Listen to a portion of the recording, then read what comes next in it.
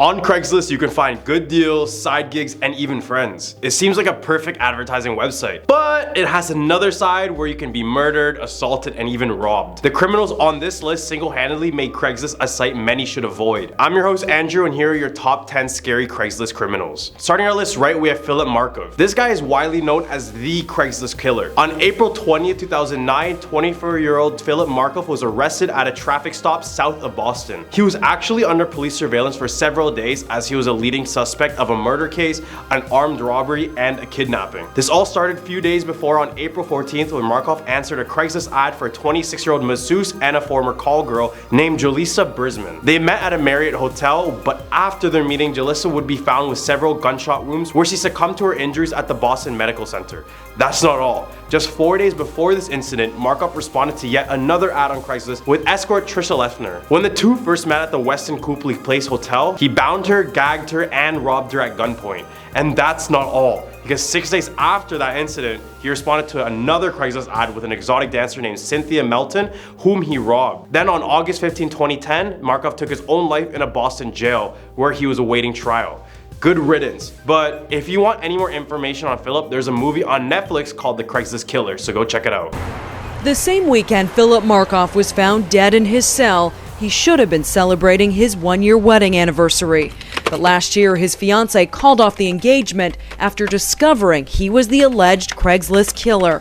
At a number 9 spot, we have the Craigslist Ripper. The Craigslist Ripper, otherwise known as the Long Island serial killer, is an unidentified criminal who is believed to have taken the lives of 10 people in the span of 20 years. It's said that the killing spree began sometime in 1996, but there weren't any major developments in the case until a decade later when 4 bodies were found in December of 2010. Then 6 more bodies were found in April and March of 2011. The police believe these crimes were committed by a single person, which is surreal as it would have been very difficult to go undetected while committing such extreme crimes. This is why the police believe the criminal to have learned police techniques or have actual ties with the police enforcement. The serial killer has not been found to this day, and it's pretty likely he's still out there just waiting for his next opportunity to strike. At a number 8 spot, we have Elliot and Miranda Barber. Miranda and Elliot put an ad on Craigslist to offer intercourse for money. On November 11, 2013, 42-year-old Troy LaFerrera answered that ad, and he was told it would cost a total of $100 for the services. They agreed to meet up in a shopping mall parking lot where Troy exchanged the money. Then the two drove 6 miles to a small town known as Sunbury. Elliot was in fact hiding underneath a blanket in the car,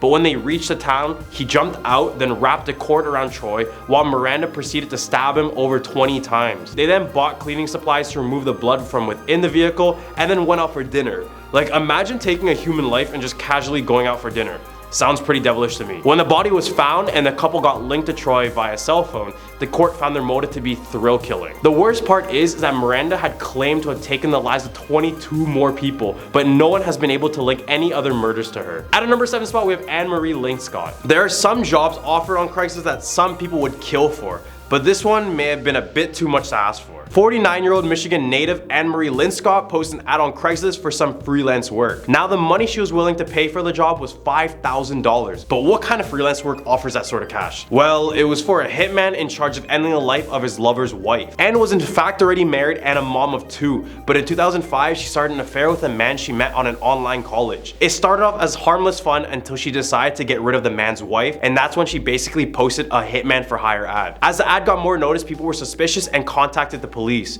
She was then arrested and received 12.5 years in prison. So now she won't be trying to go for any of y'all husbands anymore, so you guys are good. At number 6 spot, we have Dante Johnson. Just to warn everyone, this one is pretty heartbreaking. A 15-year-old teenager named Stuart Beck witnessed his father passing away right in front of him. The father's name was James Beck. Back in January 2017, he and his son went up to meet a buyer after they responded to their Craigslist ad about selling their old Kawasaki dirt bike. Dante Johnson and Ramon Trey William were the two who responded in the ad and planned to meet the father and son in Tampa. When Johnson handed the dad a wad of cash, James realized this wasn't the amount they agreed on, so he handed it back. This is when the son claims that Johnson pulled out a gun and shot his dad in the back as they attempted to flee the area. Then, as the steward called the police, you can hear the whole tragic scene unfold. And I warn you, it's pretty tragic, but give it a listen. My dad just got shot! He's dead. My dad is definitely dead. Right in the hum for our list, we have Dao Zhao. Yu Tai Lor, I'm sorry if I pronounced that wrong, but he is a native of St. Paul. He used Craigslist to promote the sale of his Nissan. Unfortunately, a car thief was monitoring the Craigslist pages for unsuspecting victims. This is when an Oakland man named Dao Zhao messaged the car seller and they agreed to mate for a test drive. Zhao apparently had no intention of purchasing the car. In fact, he claims all he wanted to do was steal it. But as things didn't go as planned, Mr. Lord was shot with a gun in which claimed his life. The killing was easily listed as Zhao's thanks to the murder weapon and phone records, which resulted in his arrest and conviction. He received a life sentence without the chance of being released. Lord's wife, Katie Lord, wrote that because of this crime, she has now become depressed and withdrawn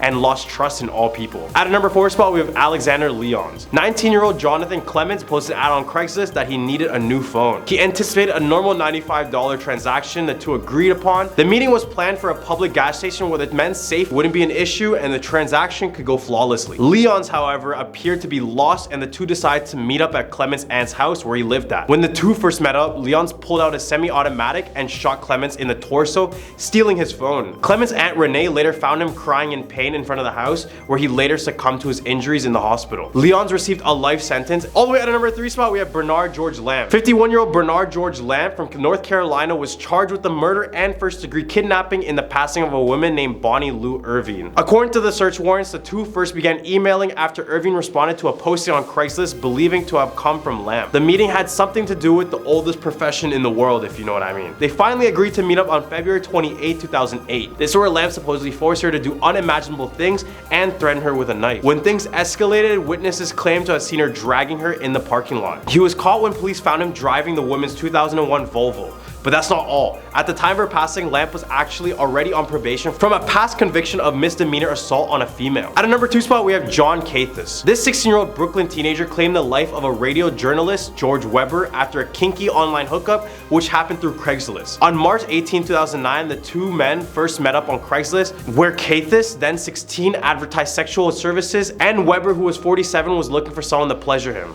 Kinda gross. Mr. Weber was currently working as a freelance anchor for ABC News Radio, but after the two first met, he was found in his Brooklyn apartment with 50 stab wounds. The police would not say why they believe the teenager stabbed Mr. Weber. He had no criminal record. No one at his home would comment on the case. Cathus had been charged as an adult with second-degree murder and is now serving life in prison. All the way at our number 1 spot, we have Philip E. Bolden. Sarah Wayrick was in dire straits financially, so she placed an ad on Craigslist to make some money. Her ad was found in the casual encounter section by a 31-year-old man with grisly intentions. Sometime after the meeting with Philip, Wayrick's body was discovered in a burnt-out vehicle. She had been stabbed until she passed away with multiple wounds on her neck. The car she was placed in was set ablaze to conceal evidence, but the killer was eventually caught. Well, there we have it, our top 10 scary Craigslist criminals. What do you guys think about this list? Leave a comment down below of what your thoughts were. Don't forget to like and subscribe. I'm your host Andrew and hope you have a scary day.